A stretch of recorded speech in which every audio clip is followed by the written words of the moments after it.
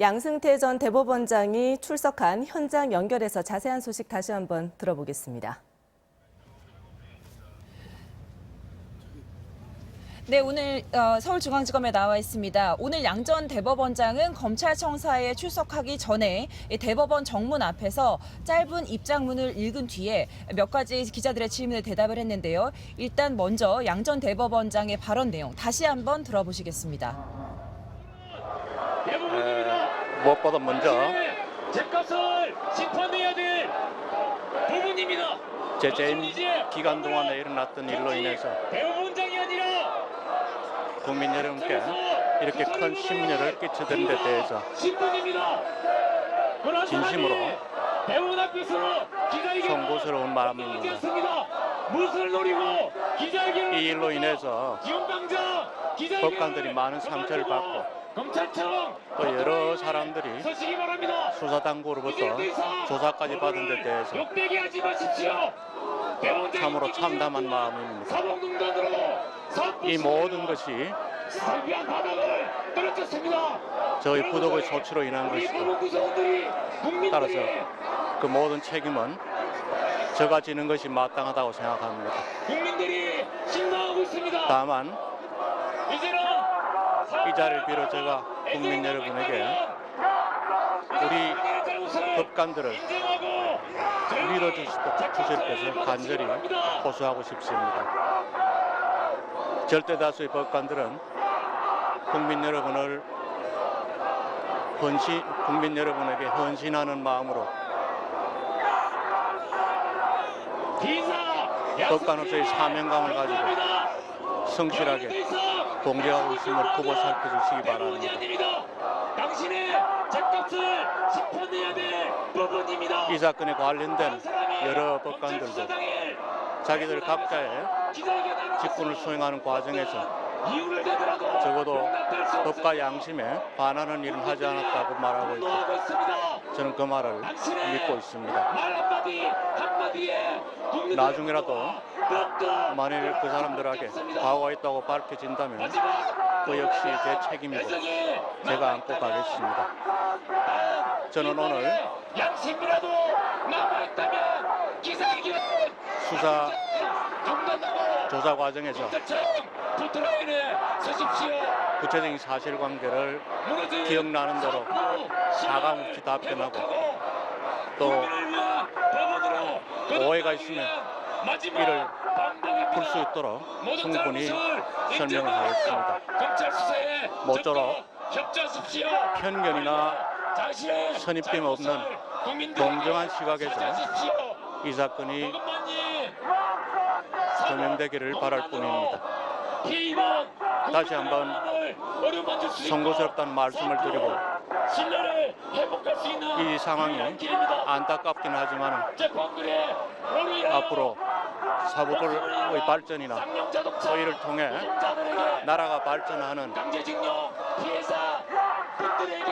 전화위복의 한 계기가 되었으면 하고 바라는 희망이 있습니다. 긴급조치 감사합니다. 마음의 상처를 입은 우리 대법원 기자회견 부적절하다는 의견이 있었는데 굳이 여기서 입장 발표하신 이유가 어떻게 돼요? 어린아이를 두고 대법원에서 기자회견을 스스로 몸을 던진 한다기보다는 제 마음은 여성분들에게 대부분의 당신의 전 인생을 법원에서 근무한 사람으로서 용서를 구하십시오. 그리고 수사를 하는 유죄를 과정에서 달게 받으십시오. 법원을 한번 재판부로 들렀다가 가고 싶은 그런 마음이었습니다. 국민들에게 여기서 기자회견 하시는 게 후배 법관들에게 부담 줄 거라는 생각 안 해보셨어요? 기자회견 그만두고 검찰청 아까도 말씀드렸듯이 전 편견이나 선입감 없는 시선에서 이 사건을 도와주시면 감사하겠습니다. 지난해 6월 기자회견에서는 부당한 인사개입이나 재판 개입은 단연코 없다고 말씀하셨는데 여전히 같은 입장이신가요? 그건 변함없는 사실입니다. 하지만 검찰 수사에서 관련 자료들이나 증거들이 나오고 있는데 이 부분에 대해서도 여전히 같은 입장을 고수하고 계신가요? 제가 누차 이야기했듯이 그런 선입감을 갖지 마시기를 바랍니다. 너희들을 거두어 주십시오. 그런 너희들을 계속해서 협착한다면 이제 조사방을 가는 시간이 익숙해서 양 전 대법원 네, 양 전 대법원장이 대법원 앞에서 밝힌 입장 다시 한번 들어보셨습니다. 지금도 법에 노조가 되어서 임 기자, 양 전 대법원장, 예, 양 전 대법원장이 대법원 앞에서 밝힌 그 입장문 다시 한번 들어보셨습니다. 사실 뭐 그 놀이터 기자회견에서도 재판 거래는 없었다 이런 입장을 밝혔는데 오늘도 크게 입장이 달라진 것 같지는 않은데요. 네, 그렇습니다. 오늘 기자회견의 핵심도 재판 거래나 재판 관여는 없었다 이겁니다. 먼저 국민 여러분께 심려를 끼쳐드려서 송구하고 참담한 마음이다. 이 모든 게 자신의 부덕에 소치고 모든 책임은 본인이 지는 게 마땅하다고 생각한다라는 말을 했고요. 또 이 사건에 관련된 여러 법관들도 자기들 각자의 직분을 수행하는 과정에서 적어도 법과 양심에 반하는 일을 하지 않았고 그 말을 믿고 있다고 밝혔고요. 만약에 나중에라도 그분들에게 과오가 있다고 밝혀진다면 그 역시 대법원장이었던 자신의 책임인 만큼 안고 가겠다라는 말을 했습니다. 여기서 중요한 게 그 사람들에게 과오가 있다고 밝혀진다면 이라고 말한 것은 좀 본인의 책임을 어느 정도 회피한 듯한 그런 뉘앙스를 풍겨서 앞으로 수사 과정에서 좀 지켜봐야 할 부분이 있는 것 같습니다.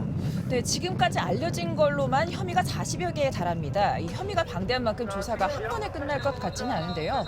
오늘 조사 무슨 혐의부터 진행될 걸로 보입니까? 네, 아무래도 일제 강제징용 소송 또 판사 블랙리스트 의혹에 대해서 먼저 조사를 할 것으로 보입니다. 특히 일제 강제동원 피해자들이 전범기업을 상대로 낸 손해배상 소송을 일단 지연시킨 다음에 지난 2012년이죠. 양승태 대법원이 피해배상을 하라고 내린 판결을 원고패사로 재판을 뒤집는 데 개입한 혐의인데요.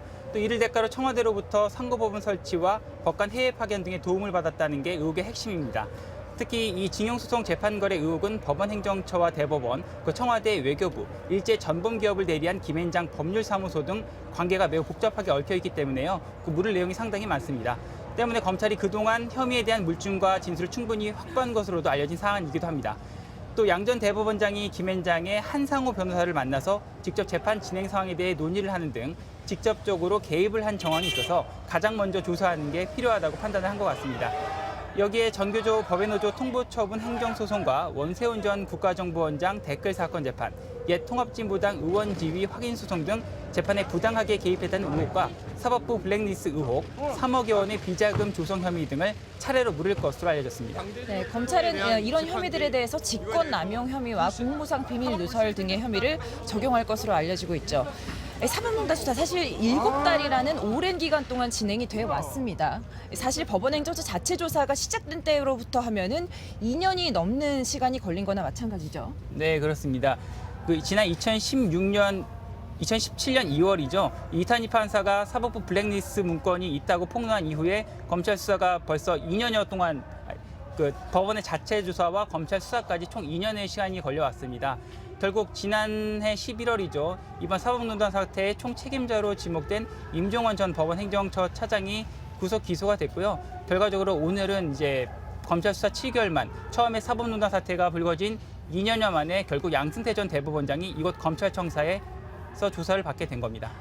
네, 굉장히 오랜 시간이 걸렸습니다. 사법농단의 총 책임을 지고 있는 양승태 전 대법원장이 오늘 오전 9시 10분에 검찰청사로 들어갔습니다. 오늘 자정 전에는 조사가 끝날 것으로 보이고 한 차례 정도 더 조사가 있을 것으로 예상이 되고 있습니다. 지금까지 서울중앙지검에서 전해드렸습니다. 네. 지금 다시 한번 그 양승태 전 대법원장이 대법원 앞에서 이제 입장을 밝히는 모습 보고 계시고 지금 들어오는 모습을 지금 화면으로 다시 한번 보고 계십니다. 오늘 양승태 전 대법원장 굉장히 조사 혐의가 많은 만큼 조사도 오랫동안 진행이 될 것으로 보입니다. 오늘 조사는 다시 한번 오늘 조사를 이제 주도할 특수 1부 신봉수 부부장의 총괄 지휘 아래서 단성한 박주성 부장이 신문을 할 것으로 예상이 됩니다.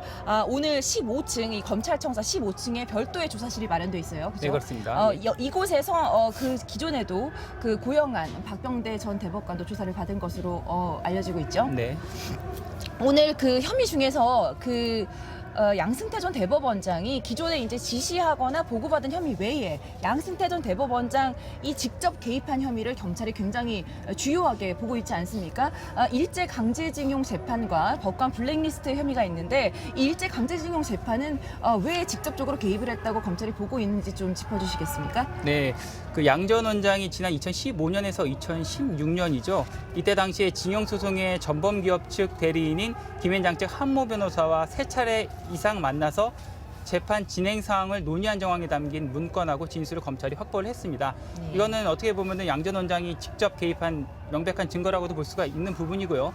또 강제징용 소송의 제3고심 주심 재판장이었던 김영덕 전 대법관을 소환 조사하는 과정에서 그 배상 판결이 확정이 되면 국제법적으로 문제가 될 소지가 있다며 판결을 뒤집으라는 취지의 말을 양 전 원장으로부터 들었다는 취지의 진술을 확보를 했습니다. 네. 그리고 또 하나 이번에 검찰이 양 전 원장의 직접 개입 혐의를 입증할 핵심 증거라고 생각하는 부분 중에 하나가 판사 블랙리스트 의혹입니다. 그렇습니다. 네, 판사 블랙리스트 의혹 중에서도 양 전 원장의 직접 개입 부분을 밝혀줄 수 있는 부분이 발견이 됐는데 이게 뭐냐면 사법행정의 비판적인 판사들에게 인사상 불이익을 주기 위해 만든 문건, 무리야기 법관이라는 문건이 있었거든요. 여기에 이게 바로 판사 블랙리스트 문건인데 이 문건의 작성과 실행된 이 문건에 양 전 원장이 직접 자필 서명을 했습니다.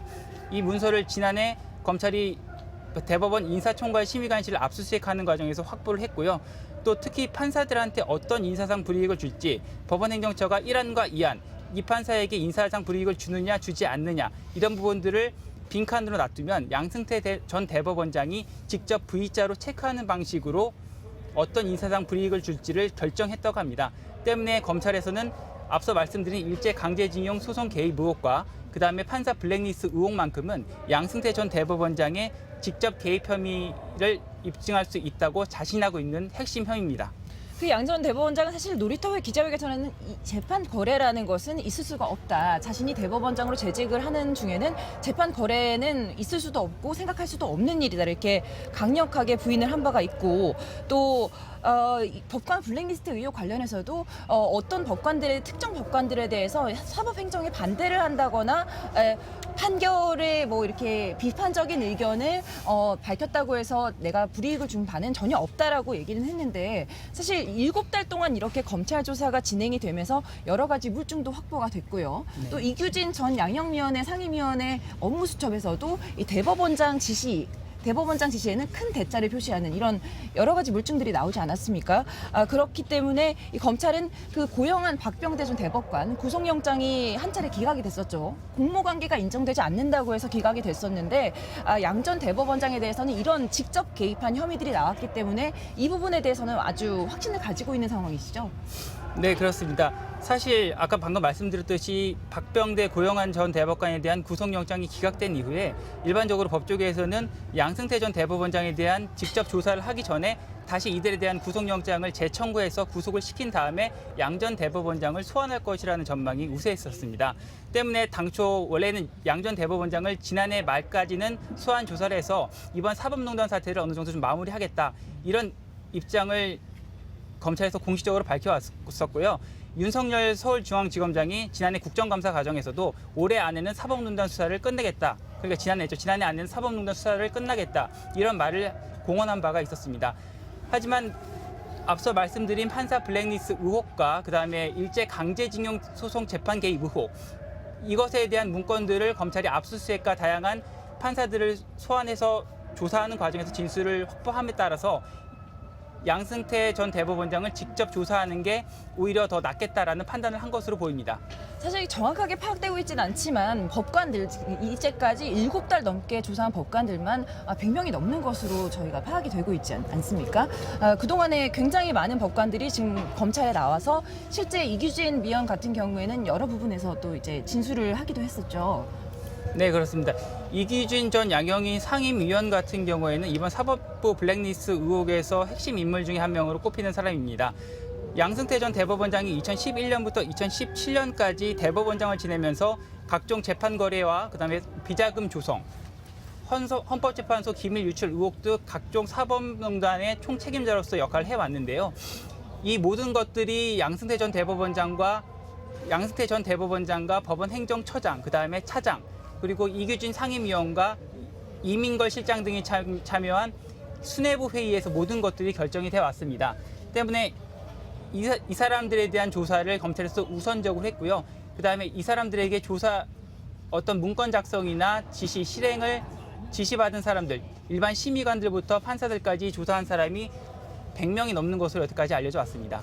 예, 지금 조사에 투입된 검찰만 해도 수십 명에 달하는 것으로 알려지고 있습니다. 양승태 전 대법원장이 지금 한 40여 개 받고 있는 혐의가 40여 개이기 때문에 굉장히 오늘 조사도 좀 오랫동안 진행이 될 것으로 보이고 또 아무래도 총 책임을 진 사람이 양 전 대법원장이니까 굉장히 좀 그 검찰 조사도 좀 신중하게 진행이 될 것 같습니다. 지금 입장을 밝힌 바에 따르면 검찰 조사에서 본인이 사실관계를 밝힐 부분은 아주 명확하게 밝히겠다 이런 입장을 표명한 것으로 봐서는 크게 당시 지난해 6월이죠. 집 앞에서 기자회견을 가졌을 때 재판 거래는 없었다. 또 법관 불이익은 없었다. 이렇게 밝힌 입장에 크게 변화가 있을 것 같지는 않아 보이고요. 다만 검찰이 지금 그 이후에 7달 동안 김앤장 법무법인 김앤장이나 법원행정처 인사총괄 심의관실 등에 대한 압수수색을 진행을 해서 확보한 물증들이 꽤나 그때보다는 많이 늘어났고 또 많은 법관들이 검찰 조사에 나와서 또 진술을 한 부분도 있기 때문에 어떤 내용의 진술과 어떤 내용의 증거가 제시되는가에 따라서 양 전 대법원장이 대답하는 부분이나 양 전 대법원장의 입장에도 변화가 조금 있을 것으로도 예측이 되고 있습니다. 검찰은 양 전 대법원장에 대한 조사를 오늘과 또 앞으로 또 여러 차례에 걸쳐서 지금 혐의가 많기 때문에 마무리를 하고 난 이후에 고영한 전 대법관과 박병대 전 대법관의 구속영장 재청구 여부나 양 전 대법원장의 구속영장 청구 여부에 대해서도 신중하게 검토를 할 것으로 알려지고 있습니다. 양 전 대법원장의 검찰 조사 직전 출석 직전 입장과 검찰 조사 상황 지금까지 서울중앙지검에서 전해드렸습니다.